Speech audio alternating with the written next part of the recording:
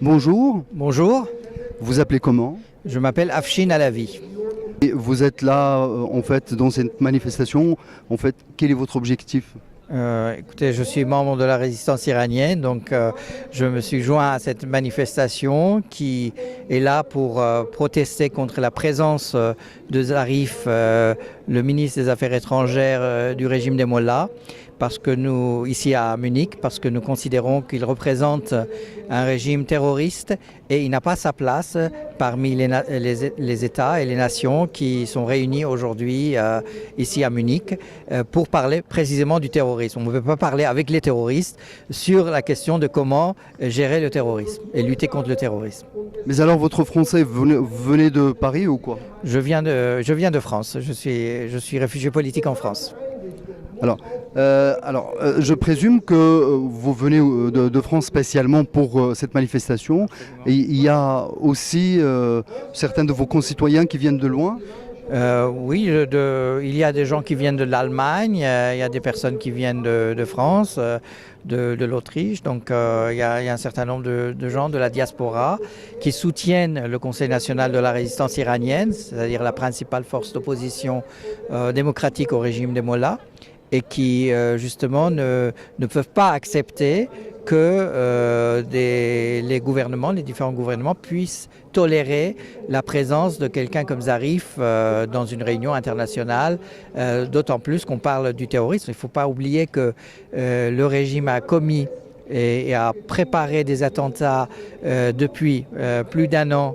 Ça se succède, qui sont déjoués pour la plupart heureusement, et qui visaient l'opposition iranienne, et principalement le Conseil national de la résistance iranienne, et que plus de 5 à 6 diplomates du régime ont été expulsés, des diplomates de ce monsieur Zarif.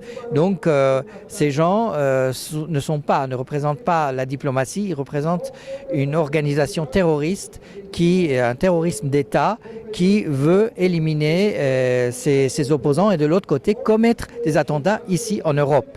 Il y a le diplomate du régime basé en Autriche qui est actuellement arrêté et qui a été arrêté en Allemagne, qui est actuellement dans les prisons en Belgique pour un procès qui vise justement les responsables de l'attentat déjoué contre le grand rassemblement de la résistance iranienne qui devait avoir lieu qui a eu lieu en juin à Villepinte en France. Il y a également d'autres expulsions qui ont été faites de diplomates du régime, notamment pour des attentats aux Pays-Bas, pour un projet d'attentat en Danemark, et également 2 diplomates dont l'ambassadeur ont été expulsés d'Albanie précisément pour projeter un autre attentat contre la résistance iranienne. Donc on ne comprend pas que le représentant de cet État, ce régime qui commet ce genre d'attentat puisse avoir un siège parmi les nations et également un siège dans une conférence qui s'occupe du terrorisme. C'est complètement ridicule. Alors, je vois beaucoup de manifestants en fait brandir des banderoles avec l'effigie de Mariam Rajavi. Est-ce que pour vous, elle représente l'espoir? Absolument. Mariam Rajavi est la présidente élue de la résistance iranienne. C'est pour nous un peu ce que représentait De Gaulle pour la résistance française. C'est elle qui représente l'espoir pour demain.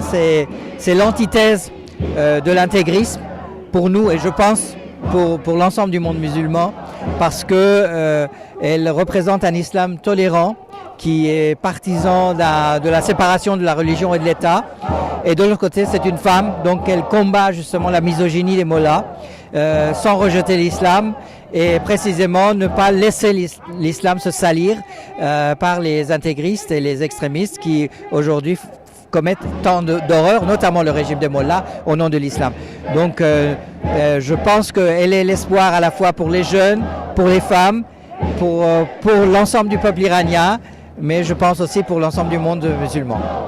Alors, dernière question, est-ce que demain dont vous parlez vous semble proche ou encore très lointain? Très très proche, je pense que nous sommes dans la phase terminale du régime des mollahs.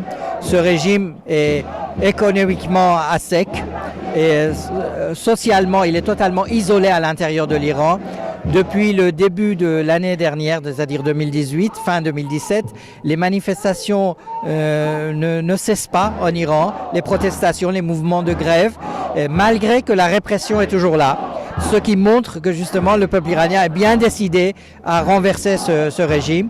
Et contrairement à beaucoup de pays malheureusement de la région qui n'avaient pas d'alternative face au régime dictatorial qui était en place pendant le printemps arabe, la chance de l'Iran, c'est qu'il y a une alternative démocratique, il y a une coalition des forces politiques qui luttent depuis tant d'années pour l'installation d'une république pluraliste et laïque. C'est une chance qui donne beaucoup d'espoir et je pense qu'aujourd'hui les mollahs sont à la fin de leur règne. Ça fait 40 ans qu'ils ont commis tellement d'horreurs, qu'ils ont fait tellement de mal qu'aujourd'hui plus personne en Iran ne veut les tolérer. Ils se maintiennent par la répression, mais aujourd'hui la force du mouvement de résistance devient de plus en plus forte et elle est de plus en plus soutenue à l'intérieur de l'Iran. C'est pour ça que je pense que cet espoir, elle est très proche.